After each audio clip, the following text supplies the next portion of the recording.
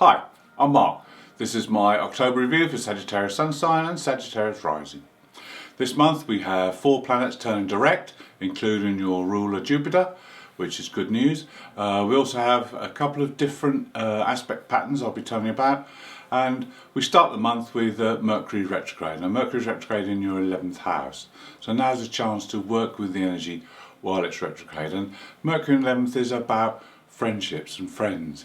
It's about choosing the right friends and being a sincere friend, and also communication within friendships and groups. So we can work on all this. We can also look at how our dreams and goals have worked out in the past. Have we been realistic in setting dreams and goals? Has it been a little bit of pie in the sky, in which case we need to be more realistic. It's also good to look at groups and how you behave and what groups you belong to. So there's a lot to work on while it's in the 11th house. And it will go direct on the 18th.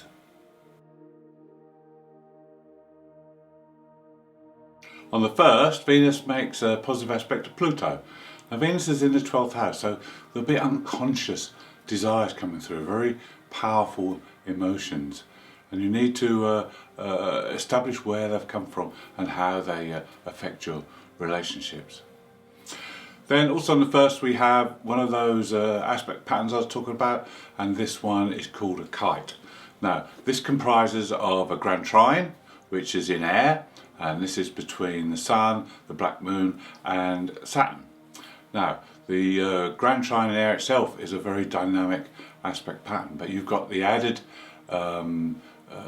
aspect of a opposition. Now the opposition is between Chiron and the Sun, and then the 2 sextiles from Saturn and the black moon go to Chiron. So this forms what looks like a kite. Now the focal planet is the Sun. Now this is where all the attention will be focused, and the Sun is in your 11th house. Now this will give you dynamic energy. This will give you also a stabling effect, and sometimes it can feel quite fated, that the energies produce events that seem out of your control. Now the focus on the 11th house is again to do with your aims and goals for the future. This is a good time to sit down and work out some achievable goals going forward. It's also a good time to work with friends and to work in group situations as well.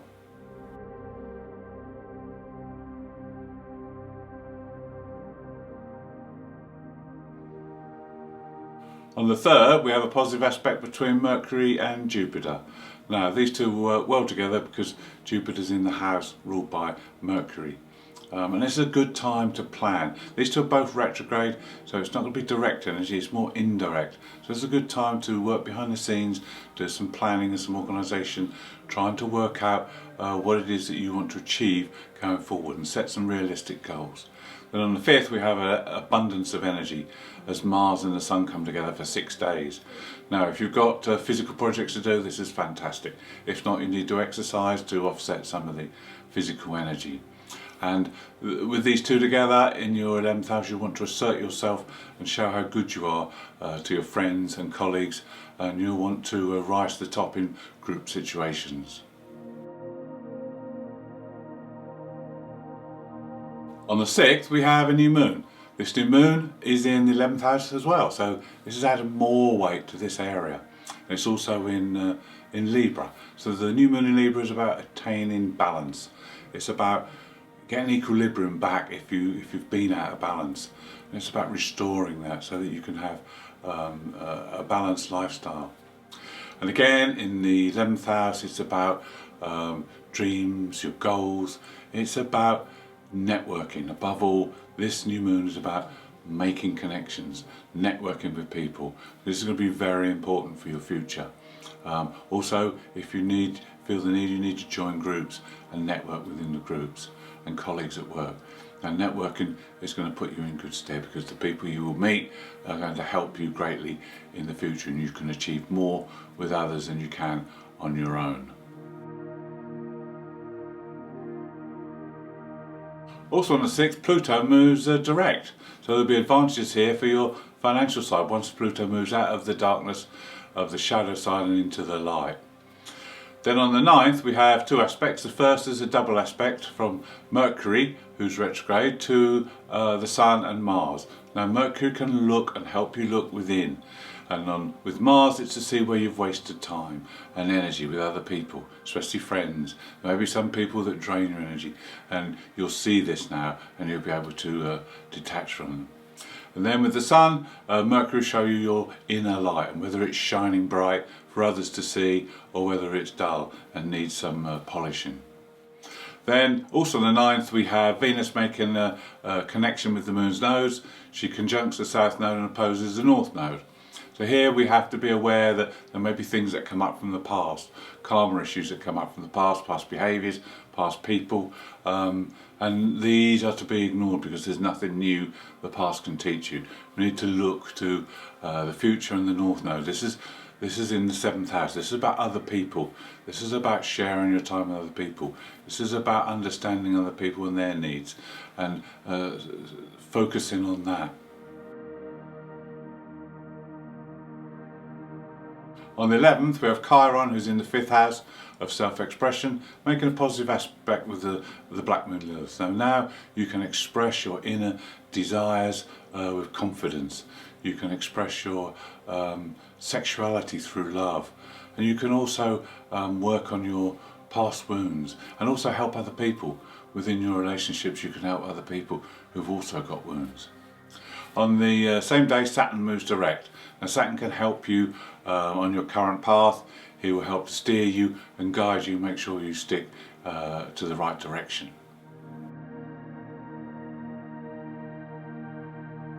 On the 13th, Venus makes a positive aspect to Saturn. Now, Venus is in your 1st house, so this will allow you to look at things maybe in a different light. Saturn will help Venus to judge what she needs from relationships. This is friendships and close personal relationships. Also, there's a good opportunity now to look at your duties and responsibilities that you owe yourself. Then on the 15th, there's a fantastic aspect between the Sun and Jupiter. This is one of the best aspects you can ever have. The Sun in the 11th means that this is very good for money you earn from business, if you have a business. It's also good for learning something new, broadening and expanding your mind, and also for networking and relating well with other people. Between the 14th and the 17th we have another aspect pattern. This time it's called a mystical rectangle, and it comprises of two oppositions which cross each other. This is Mercury Chiron and Venus and the Black Moon Lilith. Now the cross is then, or the X is then filled in by trines and sextiles to make a rectangle, which looks rather like an envelope. Now with this configuration, it often allows you to tap into your abilities and use them to your best benefit. But the secret is to balance all the energies, not to overemphasize on one area. And the areas of the chart in focus are the 1st and 7th house, so that's getting balance between you and other people. And then the 5th and 11th house, which is quite often to do with freedom and closeness. So keep all these in balance and you'll be able to use these talents well over this period.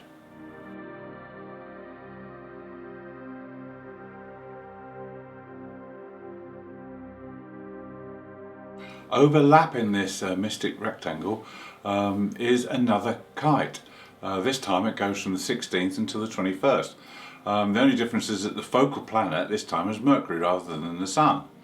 But you remember Mercury is retrograde, but it turns direct on the 18th. This is halfway through this kite aspect. So it'll be very interesting to see what happens with this. See if there's a change, there may be a subtle change in the energies. We'll see if you can sense that. So this kite will certainly focus all the energies again in the 11th house, so it's very important this month, these 11th house details. And again, like the mystic triangle, you can make the best use of your abilities with the grand trine and the other aspects. Certainly Mercury should be at his best.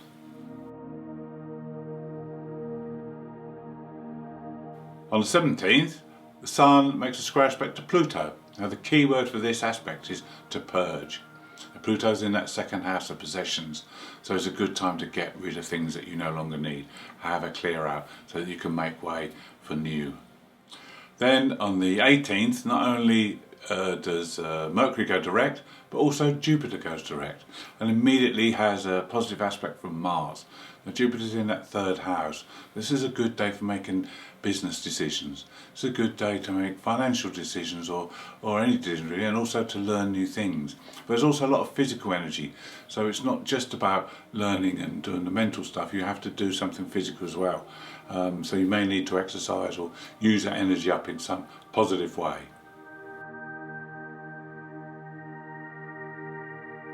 On the 20th there's a full moon. This full moon's in Aries and it's in your 5th house. This is going to be very advantageous because the 5th house is the house of Leo, the new moon is in Aries, and it's all coming together with your fire sign. So now we have the new moon in Aries, which says try something new, try something different, be bold, be brave. And then the 5th house, it's about creative expression. It's also about enjoying yourself, having fun, relaxing, socialising and enjoying yourself. So that's the flavour of this full moon. On the 21st there's another square to Pluto, this time from Mars. So again, this is very much high energy. There's a difference here. You'll want to exert your assertiveness. You'll want to be dominant amongst friends and within group situations or with colleagues at work. But you need to be a little bit careful because other people may take this the wrong way and they may push back and you may have a power struggle on your hands. But make sure you use the energy in a constructive way. It's just very ambitious energy. It's good energy for achieving and getting ahead. Then on the 26th there's a very different square, this time between Venus and Neptune. This is a very creative day. It's a day for inspiration, and with Neptune in the home area it's a good time to maybe do something creative around the home, or maybe some home decoration to improve things. On the 28th Venus has a positive aspect with Jupiter. Now this is a good day. This is a good day when you'll feel good. It's a good day for networking and just chilling out and enjoying time with other people. And you want to learn things as well. You want to relate to them and learn. Then on the 29th, the last aspect of the month is a more difficult one because you have the Sun making a square to Saturn. The Sun has moved into your 12th house now in Scorpio. And is much more secretive and withdrawn. Saturn may force limitations or duties or responsibilities on you on this day that you may not really want to get engaged in. Also with Saturn in this position, it's likely to point out any weaknesses you have, but this is good because then you have the chance to work on them. Thank you for watching. I hope you've enjoyed the October review. If you have, please subscribe to see more, and if you'd like to leave me a message, I'd love to hear from you.